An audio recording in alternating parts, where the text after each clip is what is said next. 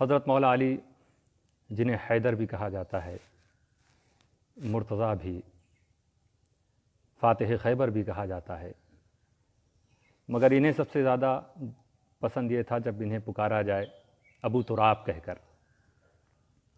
نبی اکرم صلی اللہ تعالیٰ علیہ وسلم ایک مرتبہ اپنی شہزادی حضرت بی بی فاطمہ کے گھر پہ تشریف لائے تو دیکھا حضرت علی وہاں پہ نہیں ہیں۔ پوچھا ان کے بارے میں تو حضرت فاطمہ نے بتایا کہ کچھ آج ہلکی انبن ہو گئی، وہ کچھ ناراض ہو کر باہر چلے گئے ہیں۔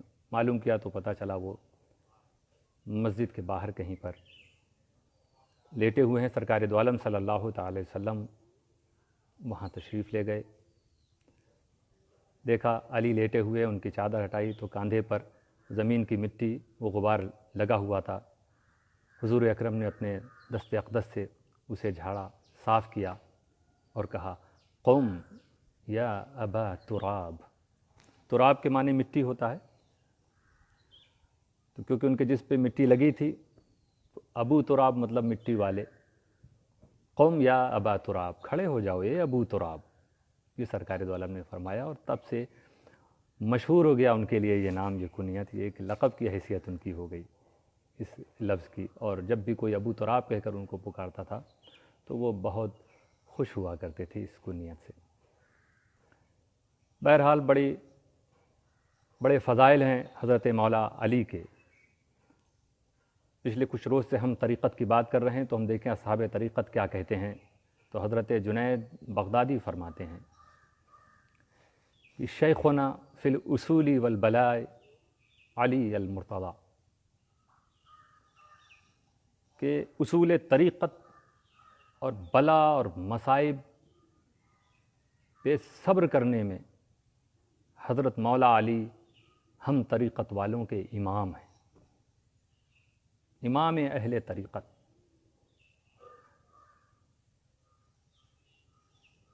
یہ حضرت جنید بغدادی رضی اللہ تعالیٰ عنہ فرما رہے ہیں۔ دوسری طرف اگر ہم شریعت کے ائمہ کرام میں سے پوچھیں تو حضرت احمد بن حنبل یہ فرماتے ہیں کہ حضرت علی کے فضائل پر جتنی حدیثیں ہم تک پہنچی ہیں، کسی بھی صحابی کے فضائل کے بارے میں اتنی حدیث ہم تک نہیں پہنچی جتنا مولا علی کے تعلق سے پہنچی، ان کی فضیلت کے بارے میں اس قدر فضائل ہیں۔ یہ حضرت امام احمد بن حنبل فرما رہے ہیں۔ مگر یہاں یہ یاد رکھنا چاہیے کہ ان تمام فضائل کے ساتھ تمام ائمہ، مجتہدین اور علماء، اصحاب شریعت و طریقت کا اس بات میں اتفاق ہے کہ نبی اکرم صلی اللہ تعالیٰ علیہ وسلم کے صحابہ کرام میں سب سے زیادہ فضیلت حضرت ابوبکر صدیق کو حاصل ہے، شیخین کو سب سے زیادہ فضیلت حاصل۔ حضرت مولا علی کے جو فضائل ہیں بے شمار ہیں، یقیناً اگر اسے بیان کیا جائے، علماء بیان کریں تو دن و رات گزرتے چلے جائیں گے، وہ خوبیاں، وہ خصوصیات، وہ فضائل پورے نہ ہوں گے۔ کتاب لکھی جائیں تو قلم سوکھ جائے، روشنائی سوکھ جائے، مگر بات پوری نہ ہوگی۔ لیکن جہاں تک سب سے افضل ہونے کی بات ہے تو یہ شرف حضرت ابوبکر صدیق کو حاصل ہے، اور علماء اس کو قرآن کریم سے بھی ثابت کرتے ہیں، احادیث سے بھی ثابت کرتے ہیں۔ قرآن میں بھی اشارے مل رہے ہیں اور احادیث میں اس بات کی صراحت ہے۔ لہٰذا ہم سب کو بھی اسی موقف پہ رہنا چاہیے۔ کہیں کہیں کبھی کچھ لوگ اس طرح کہہ دیتے ہیں کہ نہیں فضیلت ان کو نہیں، ان کو زیادہ فضیلت ہے۔ بہرحال جو ہمیں اپنے اسلاف کے طریقوں سے نہیں ہٹنا چاہیے۔ جہاں تک سوال ہے، دیکھیے کتنی بڑی فضیلت جو کسی کو نہ ملی کہ سرکار دو عالم صلی اللہ علیہ وسلم حضرت مولا علی کا ہاتھ لے کر کھڑا کر کے فرما رہے ہیں کہ من کنت مولا فعلی مولا، کہ میں جس کا مولا علی بھی اس کے مولا ہے۔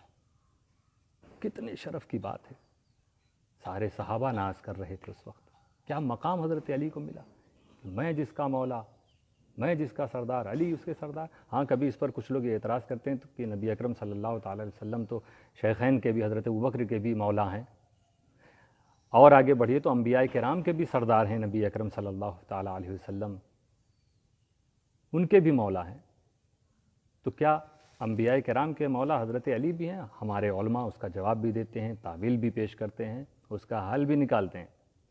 لیکن اس حدیث کا اگر ہم یوں، ہمارے علماء فرماتے ہیں، یہ ہدایت فرماتے ہیں کہ اگر اس طرح ہم اس کا ترجمہ کریں، اس کا معنی مفہوم یہ لیں کہ مولا کا ایک معنی جہاں آقا سردار ہے وہاں ایک معنی محبوب بھی ہے، مقرب بھی ہے، تو کیوں نہ ہم یہ ترجمہ کریں اس حدیث پاک کا کہ رسول صلی اللہ علیہ وسلم نے فرمایا کہ میں جس کا محبوب ہوں علی بھی اس کے محبوب ہیں، میں جس سے قریب ہوں علی بھی اس سے قریب ہے، جو میرے قریب وہ علی کے بھی قریب۔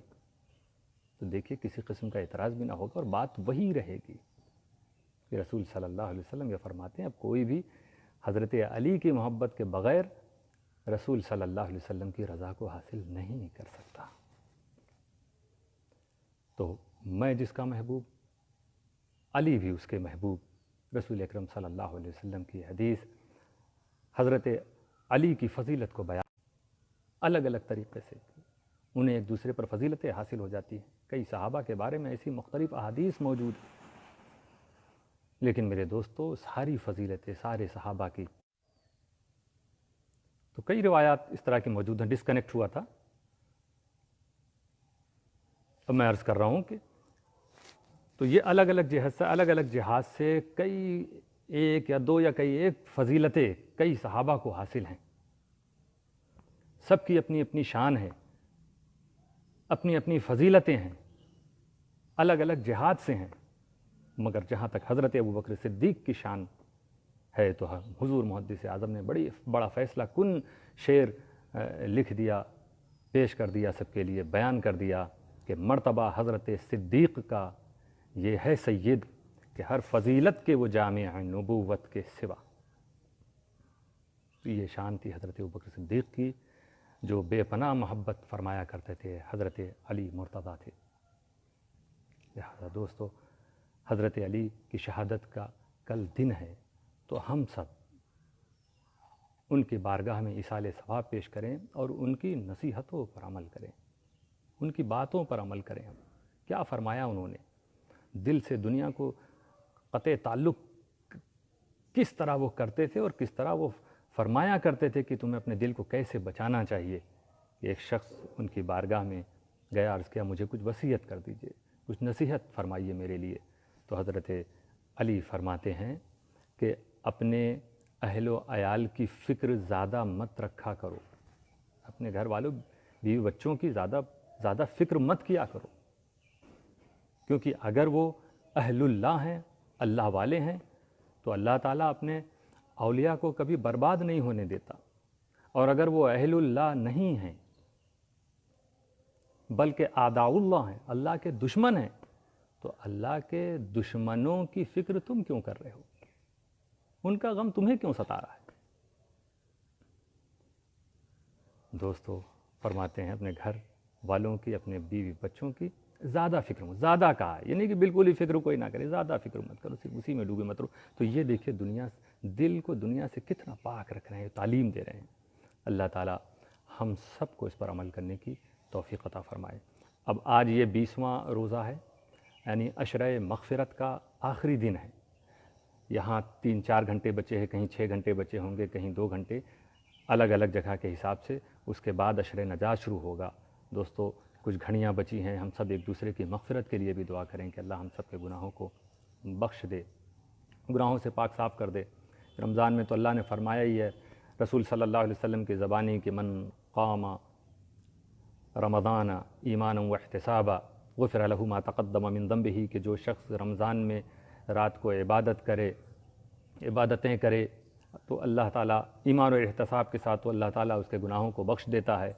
جو رمضان کے روزے رکھے اس کے گناہوں کو بخش دیتا ہے۔ دیکھیے مغفرت ہر جگہ آپ کو مل رہی ہے، مغفرت۔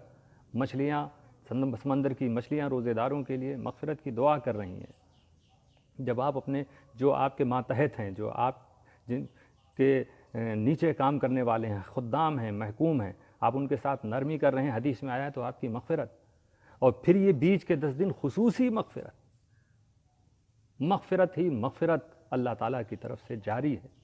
اسی لیے حضرت علی نے فرمایا کہ اگر اللہ تعالیٰ امت مصطفیٰ صلی اللہ علیہ وسلم پر عذاب دینا چاہتا تو وہ انہیں رمضان کا مہینہ نہ دیتا اور ان کے لیے سورہ اخلاص نازل نہ کرتا۔ تو رمضان کا مہینہ تمہیں بچا ہے، آیا ہے تمہارے پاس تمہاری مغفرت کے لیے، اور سورہ اخلاص کا بھی ذکر کیا ہے۔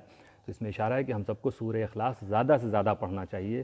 ابھی جو وقت بچا ہے مغرب تک ہم اس میں کثرت سے پڑھ لیں، اس کے بعد بھی پڑھیں، اپنے لیے بھی دعا کریں، اور اپنے مرحومین کی بھی ارواح کو ایصال ثواب کر دیں کہ اگر وہ پریشانی میں ہوں تو اللہ تعالیٰ ان کی پریشانی بھی دور کرے، ان کی بھی مغفرت فرما دے۔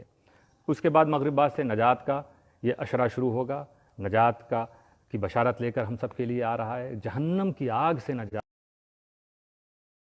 اس رات میں ایک رات ہے لیلۃ القدر، میں آج ہی لیلۃ القدر کے تعلق سے بیان کر دیتا ہوں، جس کے تعلق سے قرآن کریم میں بھی صورت نازل ہوئی، سورۃ القدر۔ انا انزلناہ فی لیلۃ القدر، اللہ تعالیٰ فرما رہا ہے کہ ہم نے قرآن کو اسی شب قدر میں نازل کیا۔ تمہیں کیا معلوم کہ لیلۃ القدر کیا ہے؟ یہ رات ہزاروں مہینے سے بہتر ہے، ہزاروں مہینے سے بہتر، یعنی 83 ایئرس سے بھی زیادہ۔ اس رات جو عبادت کرے تو اس سے 83 سال 83 ایئرس عبادت سے بھی زیادہ ثواب ملتا ہے۔ ہماری اور آپ کی زندگی بھی آج کل 70-80 ہوتی ہے کہ نہیں پتہ نہیں، اور صرف ایک رات عبادت کوئی کر لے تو 83 سال سے زیادہ کے عبادت کا ثواب اسے رسول اکرم صلی اللہ تعالیٰ علیہ وسلم کے صدقے طفیل عطا فرمائے گا اللہ تعالیٰ، جس میں فرشتے اترتے ہیں، حضرت جبرائیل اترتے ہیں، تمام چیزوں کے لیے خدا کے حکم سے نازل ہوتے ہیں، وہ برکتوں کو لے کر، رحمتوں کو لے کر۔ دوستو وہ رات جاگ کر عبادت کرنے کی رات ہے، اسے سو کر گنوانے کی کوشش مت کرنا۔ بہت نیند آئے، کچھ پل کے لیے سو گئے، پھر اٹھے، اس میں تہجد بھی آپ کی ہو جائے گی۔ تو بہرحال یہ اتنی مقدس رات ہے، اسی رات کی خبر دینے کے لیے ایک بار رسول اکرم صلی اللہ علیہ وسلم اپنے گھر سے باہر تشریف لائے، اور کچھ پل کے بعد آپ نے فرمایا خرجت لیخبرکم بلیلۃ القدر، میں تو نکلا تھا کہ تم لوگوں کو لیلۃ القدر کے بارے میں بتاتا کہ وہ کب ہے۔ فتلاح فلان فلان، تو میں نے دیکھا دو آدمی یہ فلاں فلاں آپس میں لڑ رہے ہیں، جھگڑا کر رہے ہیں، فرفعت، تو لیلۃ القدر کی تعیین اٹھا لی گئی۔ اب یہ نہیں بتایا گیا کہ کب ہے وہ۔ دیکھیے ایک جھگڑے سے کتنا نقصان ہے، اس لیے مسلمانوں ہمیں آپس کے اختلافات کو، نزاع کو، جھگڑوں کو ختم کرنا چاہیے، اگر ہم چاہتے ہیں کہ ہم کو خدا کی بارگاہ سے سچی نعمتیں، رحمتیں، برکتیں حاصل ہوں، انعام حاصل ہو۔ بہت سے انعامات اس وجہ سے رک جاتے ہیں کہ ہمارے گھروں میں جھگڑے ہوتے ہیں، نا اتفاقیاں ہوتی ہیں، تو ہر شخص اپنے گھر سے نا اتفاقیوں کو دور کرے، نکالے، ختم کرے، اور پھر دیکھے کہ خدا کا فیض کیسے اس کے گھر میں جاری ہوتا ہے۔ بہرحال